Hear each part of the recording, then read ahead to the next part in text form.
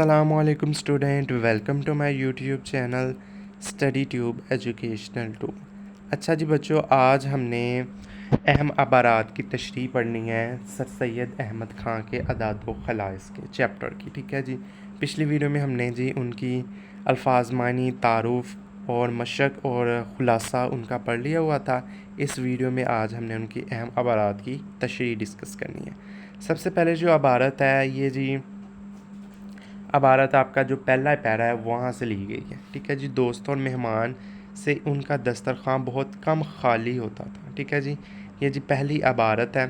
अब अबारत लिखने से पहले जी अब इनकी सियाक़ व सबाक़ आपको लिखना ज़रूरी होता है। ठीक है। मैंने बताया भी पिछली वीडियो में भी, जो पहले चैप्टर की वीडियो भी बनाई थी उसमें भी मैंने बताया था कि अगर किसी को सबाक़ व सबाक़ नहीं लिख सकते, ठीक है जी, वो ये वाला साक़ व सबाक़ हर तशरीह के पहले लिख सकता है, इस चैप्टर की तशरीह के पहले।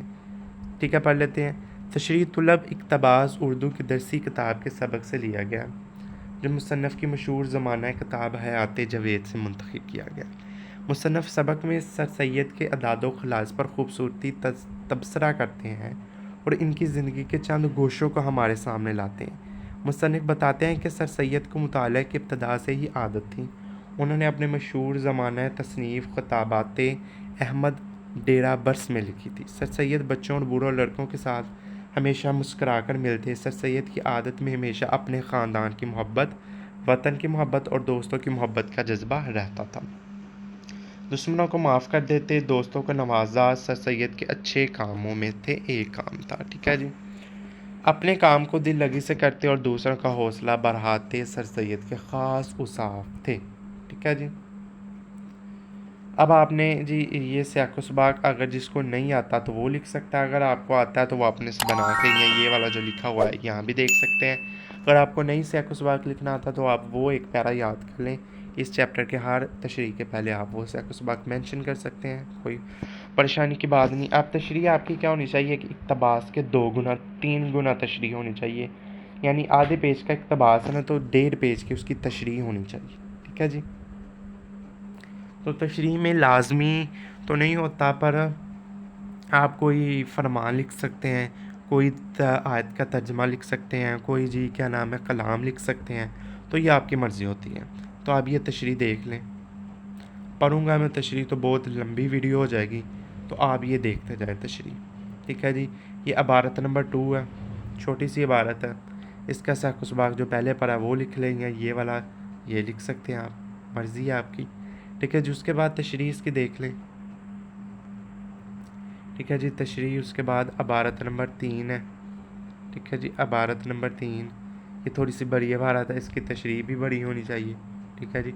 फुल पेज से भी ज़्यादा इसकी तशरीह होनी चाहिए। ठीक है जी। ये जी इबारत ये भी देख लें आप, ये तशरीह।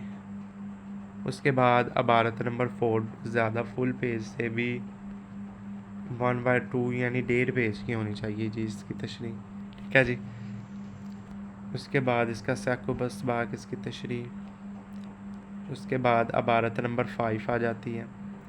इतनी बड़ी भी नहीं है, इतनी छोटी भी नहीं है, तो आप तशरीह इसकी नॉर्मल कर सकते हैं। ठीक है जी। ये इसकी तशरीह है। ठीक है जी।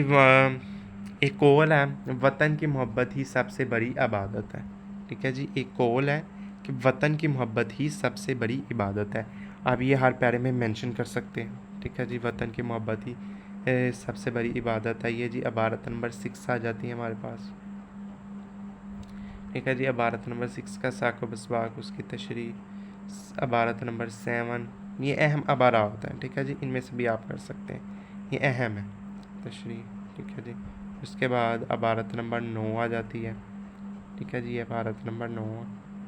ठीक है जी। ये जी इधर तक हमारी 9 ही इबारतें।